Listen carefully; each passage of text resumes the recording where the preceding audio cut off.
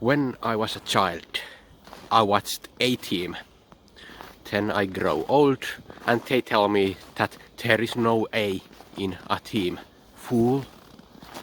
But there is I in a priori. And if you have a posterior, I am there too. Hämmentynyt. Ehkä sinun pitäisi, sillä tuo vitsi, jonka tuohon alkuun kerroin, nyt ensinnäkään ollut kauhean hyvä, mutta sen ymmärtäminen vaatii sitä, että joko sinua jossain vaiheessa pikkaisen vedetään nenästä ja odotuksesi siirretään johonkin suurtaan, tai sitten sinä ymmärrät, että näin voisi sinulle tapahtua. Ja tässä mielessä tuo vitsi oli eräässä mielessä vale. Mutta toisaalta me olemme tottuneet valeisiin, eli jos meillä on mitään kokemusta oikeasta tosielämästä, siitä mitä pidetään kovasti arvokkaana asiana, niin meille on lapsesta asti opetettu, että prinsessa on toisessa linnassa, kakku on vale, ja nämä eivät ole niitä drooneja, joita sinä etsit. Tosin siis huvittavaa on sanoa, että jos me mietitään sitä droonilausuntoa, niin siinä elokuvassa halutaan antaa kuva, kuin tässä olisi joku jedi-magiikka takana. Mutta sitten jos on joskus harrastanut social engineeringiä, niin monesti se ei ole kovin paljon kummasempaa, joten ei ole ollenkaan ihmeellistä, että kompleksisessa ja illuusioita tuottavassa maailmassamme ihmiset ovat yhtä hämmentyneitä kuin fundamentalistit kertovat biseksuaalien olevan. Filosofit arvostavat tietoa ja ymmärrystä, mikä voi tietysti olla varsin erikoista, sillä normaalin ihmisen kokemus normaalista filosofista on se, että ne hämmentävät ja sotkevat asioita koko ajan. Ja tämä jossain määrin on siitä kiehtovaa, että jos me mietitään filosofian tapaa ratkaista tätä hämmennystä, niin syntyy välittömästi käsitys siitä, että on kaksi varmasti merkittävintä koulukuntaa, jotka ovat vähän keskenään kilpailleet, jotka ovat juuri tätä kysymystä sitten vähän niin kuin kilvan yrittäneet ratkoa.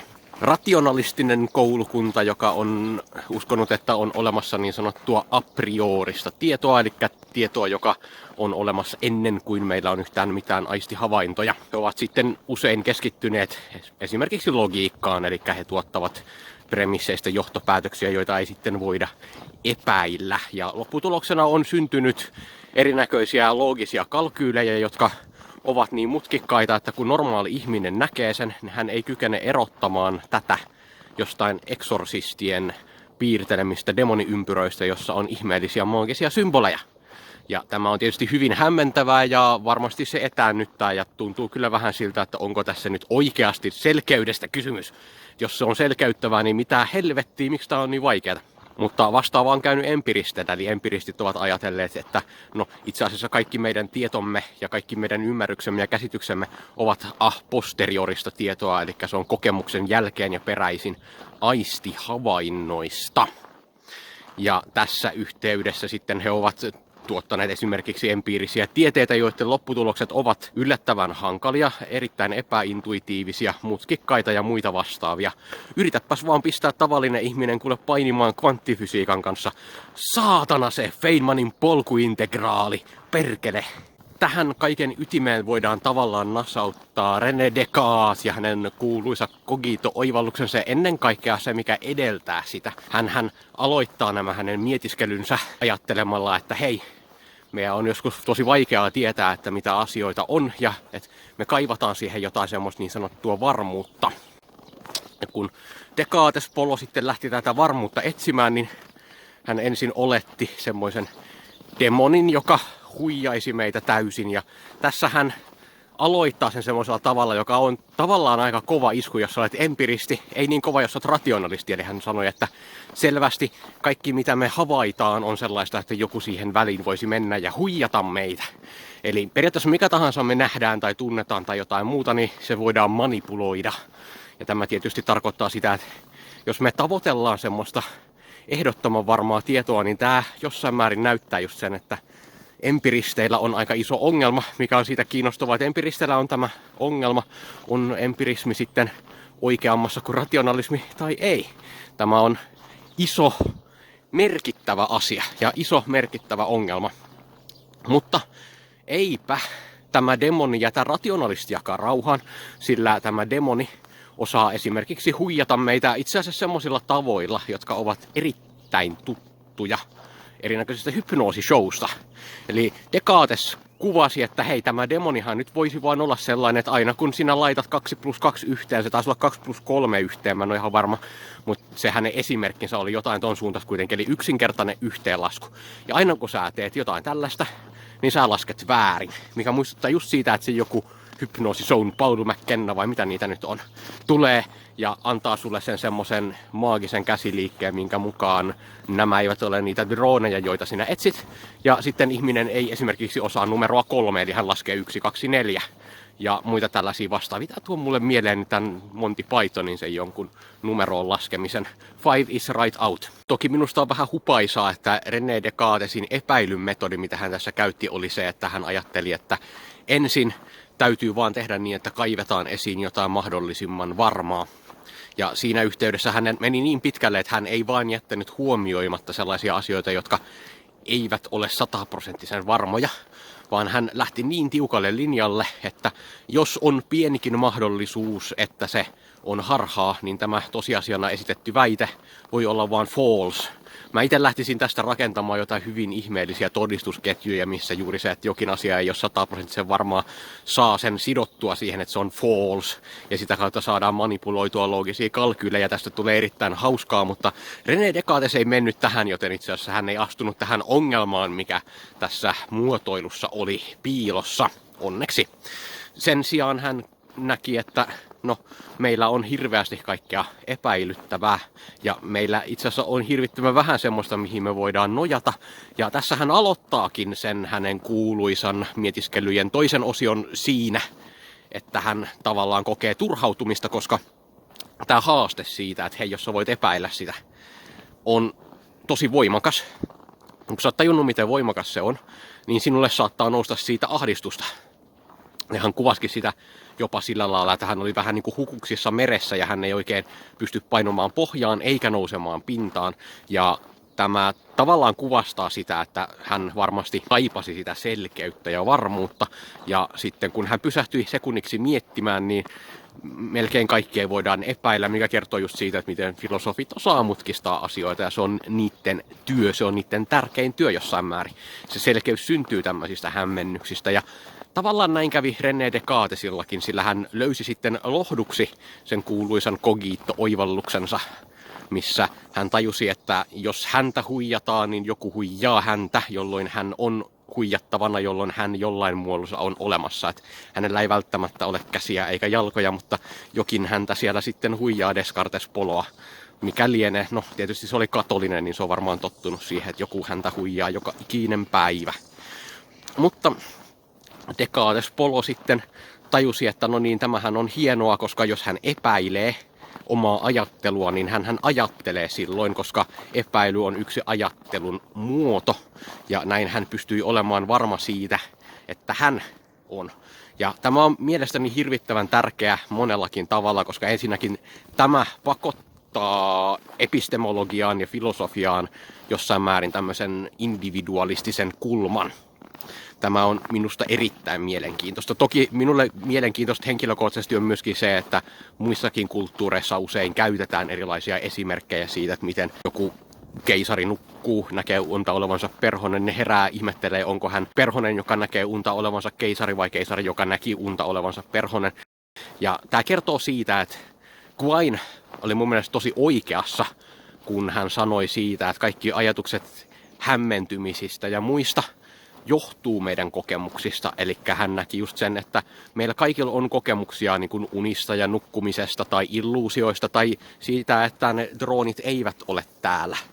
Ja sitten me eletään siinä, että me ollaan tiedostettu, että jumalauta, tämä maailma on mutkikas ja voi hämmentää meitä ja sitten me kaivataan sitä clarityä, koska me rakastetaan totuuteen. Me aletaan, että sen totuuden täytyisi olla selkeä ja yksinkertainen, ei sellainen, mitä lähestytään manaamalla jotain loogisia symboleja, kuin oltaisiin jotain eksorsismia suorittamassa.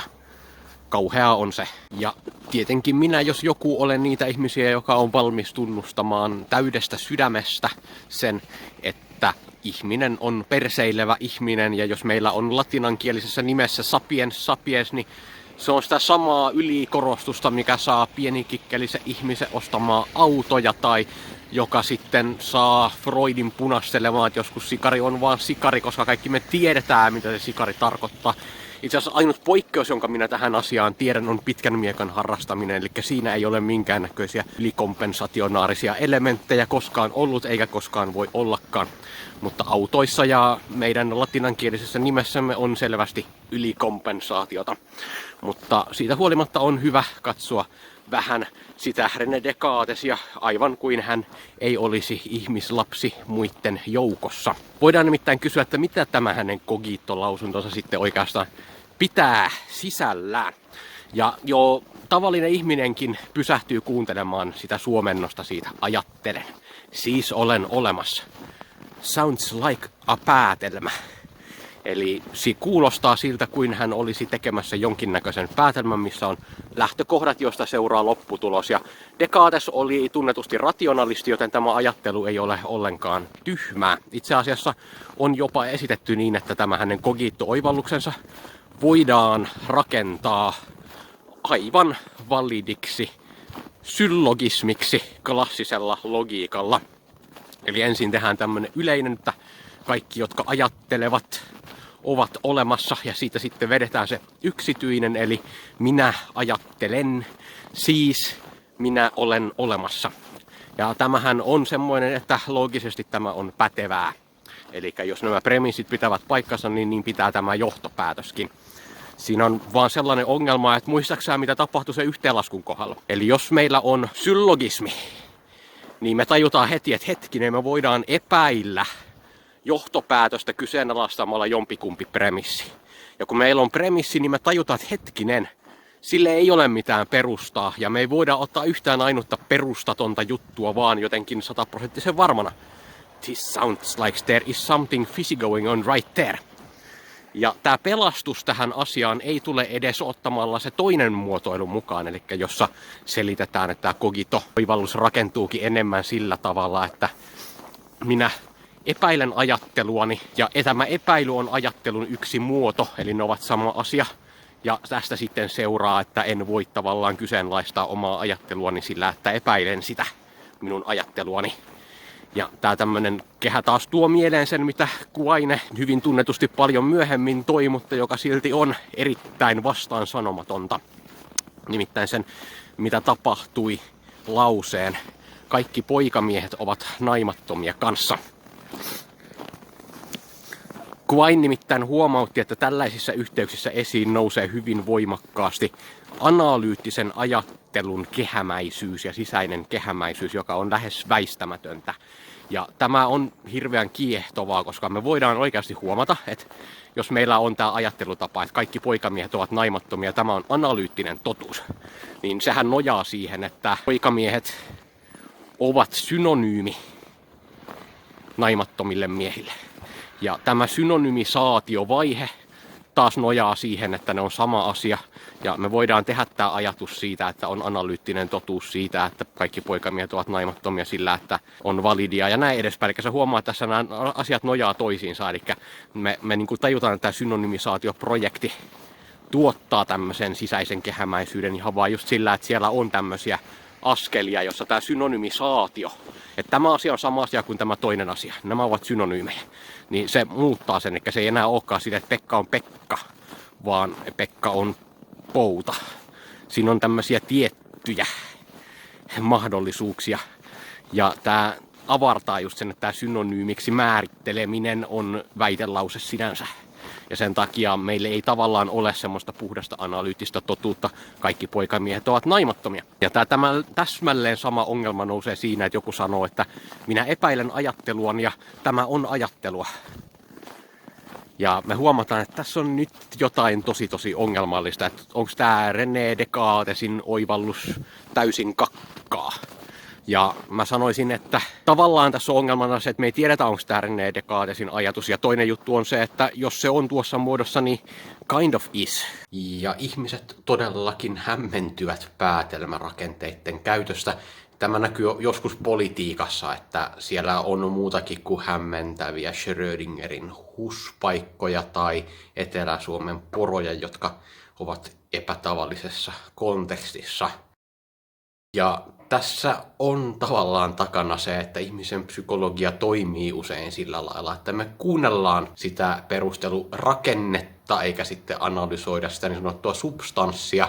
Ja malliesimerkki tästä on semmoinen sosiaalinen koe, jossa yritettiin etuilla printerille ja havaittiin, että ihmiset eivät tykkää etuilijoista, mutta antavat mielellään tilaa etuilijalle, joka kertoo, että anteeksi, minä haluan nyt mennä teidän edellenne, koska minun täytyy ottaa kopioita. Ja aivan kuin kaikki, jotka ovat jonottamassa, eivät olisi tätä samaa jengiä. Ja olen itsekin joskus käyttänyt tätä hyväkseni sanomalla, että anteeksi, minun täytyy nyt ohittaa teidät tässä jonossa sen takia, että minun täytyy päästä sisälle.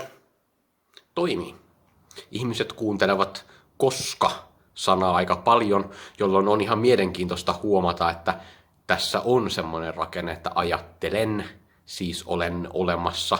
Ja sitten huomio ei välttämättä kiinnity esimerkiksi siihen, että jos joku kiinnittää huomiota siihen, että minä ajattelen, niin hän ei ajattele vaan ajattelua, hän ei ole vaan joku abstrakti epäily, joka epäilee ajattelua, vaan tähän muotoiluun on piilo-oletuksella laitettu yksilö, joka sen kokee, vaikka tämä ei välttämättä ole kovinkaan väistämätöntä. Hämmentävää. Tässä hämmennyksen lähde tavallaan on René Descartes, koska hän on kommentoinut myöskin näitä hänen kirjoja, ja näissä yhteyksissä hän on joskus sanonut ihan suoraan, että tätä ei saisi lähestyä syllogismina, vaan intuitiona. Toisissa yhteyksissä hän on sitten korostanut juuri sitä, että tässä hänen argumentissaan on tällainen looginen rakenne olemassa.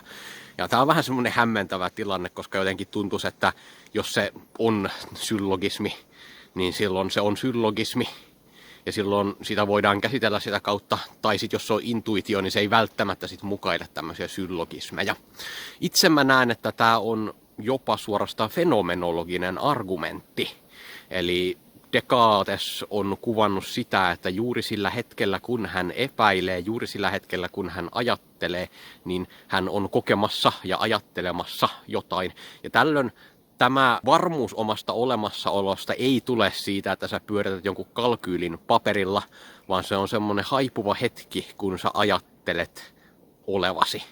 Ja sitten se katoaa sillä hetkellä, kun sä lopetat sen ajattelun, mikä johtaa siihen, että jos sä nyt rupeat oikein kovasti kuvittelemaan, että sä olet Ralph, ja sit sä tajuat, että sä oot Ralph, joka on olemassa, koska ajattelee, niin sit sä rupeat jossain vaiheessa vähän mietiskelemään sitä, että voiko sä koskaan lopettaa sitä sun itses ajattelua, ja sit sä saatat päätyä olemaan narsisti tai jotain muuta